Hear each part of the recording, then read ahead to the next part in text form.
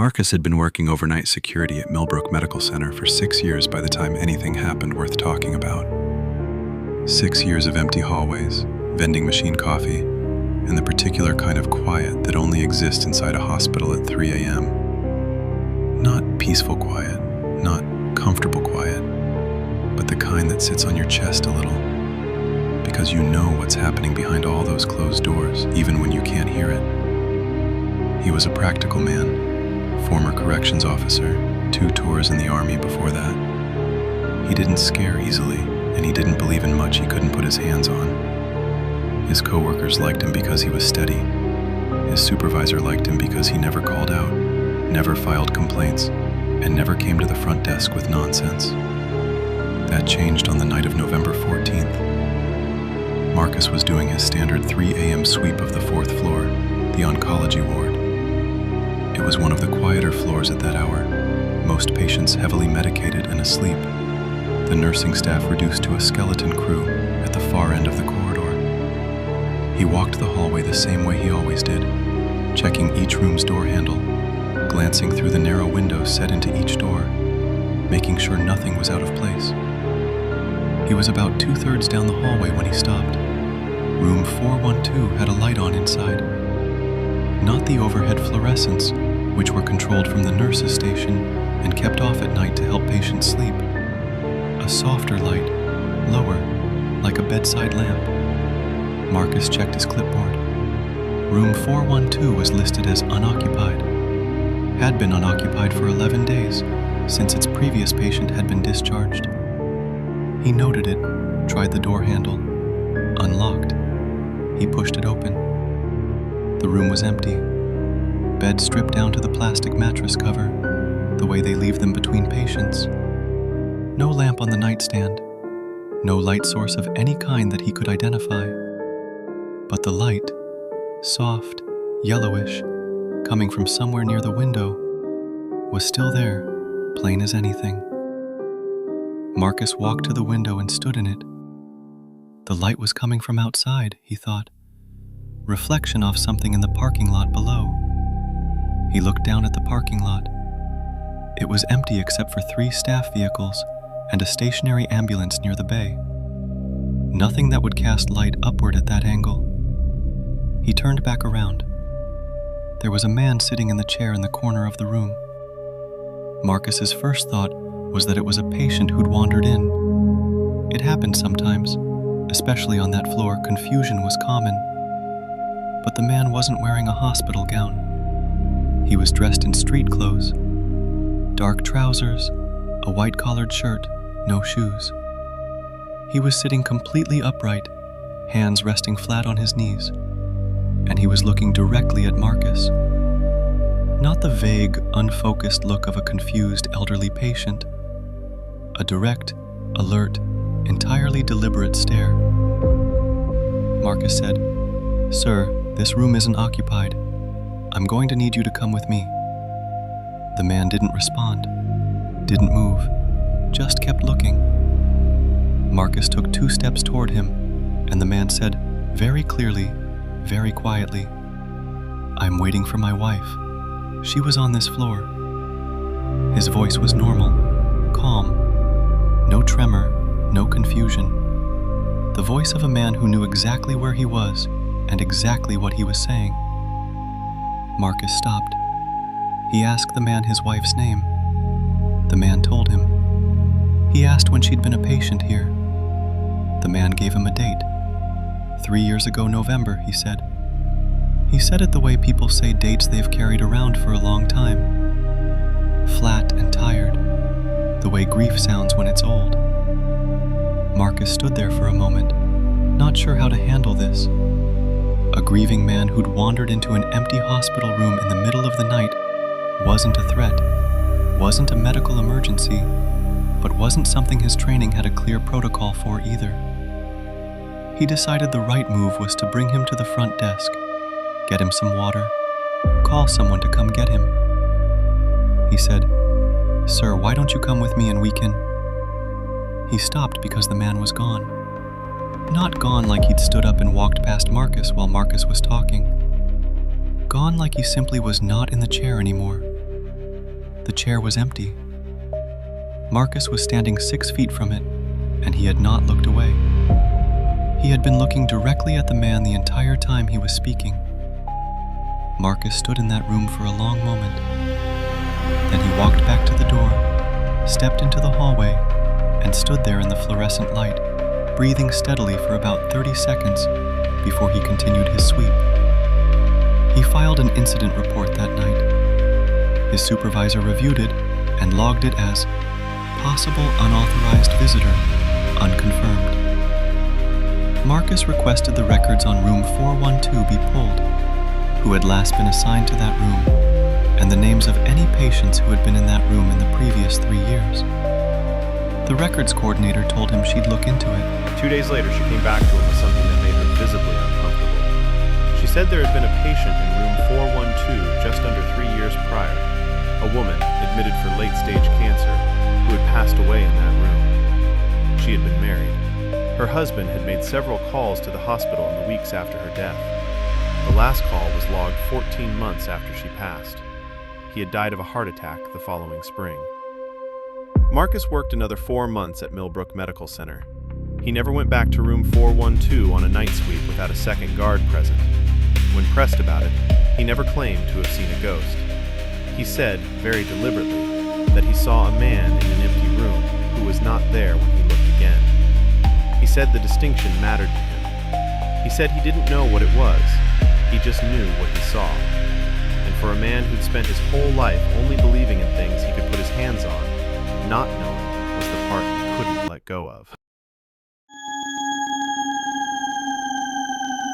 The Garwick Printing House, on the edge of the Northern Quarter, had been a working industrial building since 1887.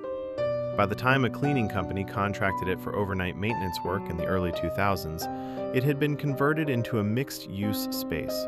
Ground floor still operational as a commercial printing facility, upper floors carved into small offices and studio spaces let out to local businesses.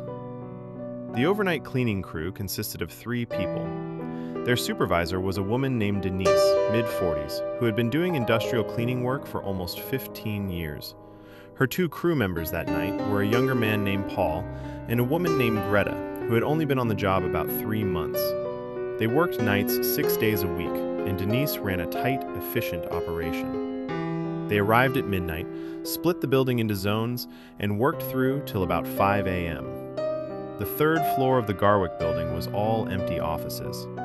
One of the businesses up there had recently vacated, and the remaining tenants were a small architecture firm and a recording studio, both of whom kept normal business hours and were never present during cleaning. It was the quietest floor in the building. Denise usually sent one person up there alone because it was straightforward work. Vacuum, empty bins, wipe surfaces, done. That night, she sent Greta. Greta had been up there about 20 minutes when she came back down the stairs. Denise noticed immediately that something was wrong. Greta was pale, and she was moving with the specific, controlled calm of someone who is trying not to run. She told Denise there was a woman on the 3rd floor who had asked her to stop making noise. Denise asked her what she meant. Greta explained that she'd been vacuuming outside the architecture firm's office when a door at the far end of the corridor opened. Not the architecture firm's door, not the recording studio's door, but a 3rd door, one that was supposed to be a storage cupboard belonging to the recently vacated business. Greta said a woman had leaned out of that door, middle-aged, wearing a gray cardigan, hair pulled back, and said in a perfectly conversational tone, "Do you mind keeping it down? I'm trying to get this finished." Greta had apologized instinctively. She'd assumed she'd been wrong about the floor being empty, assumed someone was working late in a space she hadn't been told about. She'd turned off the vacuum. And then she'd noticed the woman hadn't closed the door. She was still standing in the doorway, and she was looking at Greta with an expression that Greta described as not right. Not hostile, not frightening in any obvious way, just off somehow. Like the face was doing the right shapes, but not the right thing. Greta had asked, politely, if she needed anything. The woman had said, "Do you know what time it is?" Greta told her. The woman nodded and said, "That's late. That's much too late." And then she stepped backward into the storage cupboard and closed the door. Greta had stood there for a moment and then come straight downstairs. Denise went up with her to check. The storage cupboard door was a standard hollow-core interior door with a basic thumb-turn lock. Denise knocked. No answer. She tried the handle. Locked from inside. She knocked again. Nothing. She called the building manager's emergency line. The building manager arrived 20 minutes later, slightly annoyed. He unlocked the storage cupboard with his master key. It was a cupboard, roughly 4 feet deep, 7 feet wide. Metal shelving on both walls, mostly empty, except for some flattened cardboard boxes and a broken office chair. No woman. No other exit.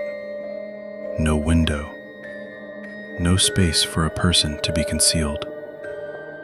The building manager checked the access logs for the building's front entrance, the only way in or out at that hour, as the fire exits were alarmed from the inside. The log showed 3 entries that night: Denise, Paul, and Greta. No one else had entered the building after the last tenant left at 6:47 p.m. He told them it must have been a trick of the light, fatigue, Greta being new to nights and not used to the way empty buildings play with your head. He was professional about it, not unkind. He said it happened to new people sometimes. Greta handed in her notice the following morning. She later told Paul, who told a forum years later, that the thing that made her leave wasn't seeing the woman. It was that when she'd said goodnight automatically as the door closed, just a reflex, the polite thing to say, she'd heard the woman's voice from behind the closed door say clearly and without pause, "You won't be able to get back to sleep either." Greta had never mentioned anything about sleeping. She hadn't said a word about being tired. She had said nothing at all that the woman could have been responding to. She never went back to the Garwick building. Denise continued contracting there for another 2 years. She told Paul she always did the 3rd floor herself after that, and always alone, and she never had anything unusual happen. But she also admitted, when pressed, that she never once went down that corridor past 3 a.m. She always found a reason to leave the 3rd floor before then. Nobody ever identified the woman Greta described. No former tenant, no building staff member, no one who'd ever worked in that building matched the description. The storage cupboard was cleared out and repainted when a new tenant moved into the vacated office 6 months later.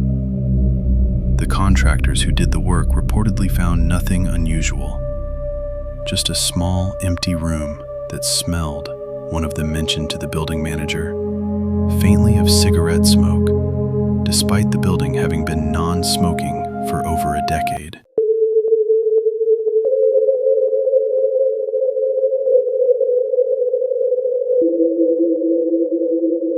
Amagasaki is an industrial city west of Osaka, the kind of place built on manufacturing, steel, chemicals, machinery. Its factories run around the clock. Night shifts there are routine, unremarkable, populated by workers who've done the same route through the same building hundreds of times and could navigate it blindfolded. Kenji had worked the overnight shift at a mid-sized metal fabrication plant in Amagasaki's industrial district for 11 years. He was in his mid-40s, methodical, punctual, not given to imagination. His night shift ran from 10 p.m. to 6 a.m. By the time this happened, he'd done that shift so many times, the building was an extension of his body. He knew every sound it made, every smell, every vibration from every machine. Which is precisely why, on a night in late January, he noticed immediately when something was different. It was around 2:30 a.m. Kenji was doing a routine walkthrough of the far end of the plant, an older section, a wing that had been partially decommissioned as the company upgraded its equipment, kept structurally sound and occasionally used for storage, but mostly empty at night. He walked through this section every night. It took about 8 minutes. Nothing ever happened there. That night, about halfway through the decommissioned wing, he heard someone working. Not machinery. The machines in that section hadn't been operational in years. This was manual work. The sound of metal being moved, stacked, shifted, deliberate, rhythmic. The sound of someone who knew what they were doing. Kenji stopped and listened. It was coming from behind the large sliding partition that divided the storage area from a defunct assembly section at the back. The partition was always closed at night. He'd closed it himself at the start of the shift. Kenji's first assumption was a coworker, someone who'd been asked to pull inventory or shift materials and hadn't told him. It happened occasionally. He walked to the partition and slid it open. The assembly section was lit, not by the overhead industrial lights, which were on a separate breaker and clearly off, but by something lower and more diffuse, an ambient light with no obvious source, just enough to see by. Kenji stood in the opening of the partition and looked. There was a man working at the old assembly station. Older. Kenji estimated late 60s, maybe 70. He was wearing the older style work uniform the plant had phased out years earlier. The dark navy coveralls with the company's previous logo on the chest patch. A logo Kenji recognized from photographs but had never seen on an active uniform in his own time at the plant. The man was working at the assembly station with a focused efficiency, moving components with practiced hands, not looking up. Kenji said in Japanese, "Excuse me, can I help you? This section is closed." The man didn't look up, but he said, still working, "The tolerance is off on the third press. It's been off for a week. Someone needs to note it." His voice was neutral, matter of fact. The voice of a man reporting a routine problem. Kenji stood there. He asked who the man was, what department he worked for. The man, still not looking up, said, "I've been here longer than you have." Which was not an answer to the question, and Kenji noted that. Then the man set down the component he was holding, straightened up, and looked at Kenji. And Kenji told his co-workers the next morning that he could not describe exactly what was wrong with the man's face in that moment. He said it looked like him, but didn't look like him. Like looking at something that had learned to approximate a face without fully understanding why faces look the way they do. Kenji stepped back from the partition.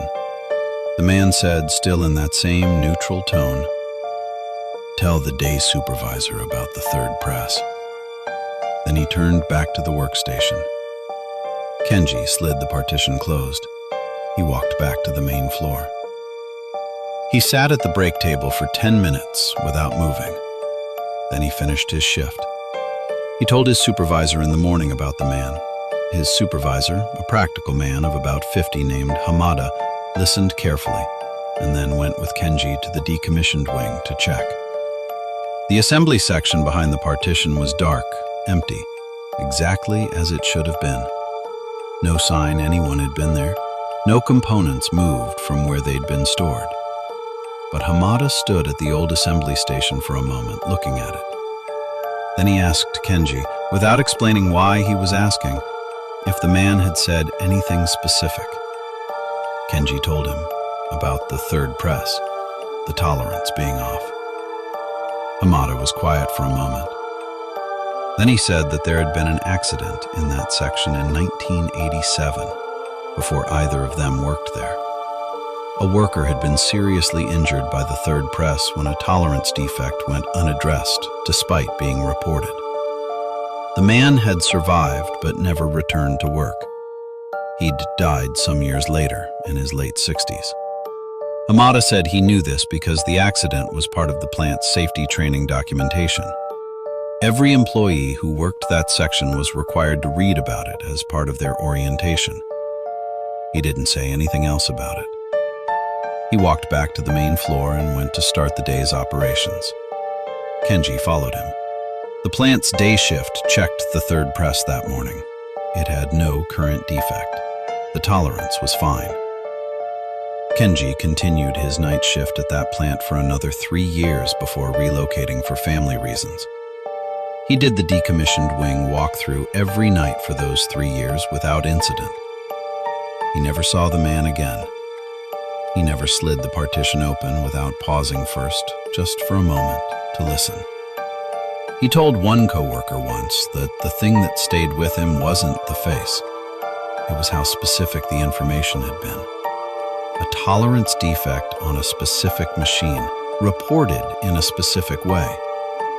The voice of a man who had spent a career reporting exactly that kind of problem, in exactly that kind of tone, because it was the job, because it needed to be noted. He wasn't trying to scare me, Kenji said. He was trying to do his job. He paused and then said, "That's the part that I can't stop thinking about. Whatever it was still trying to do its job."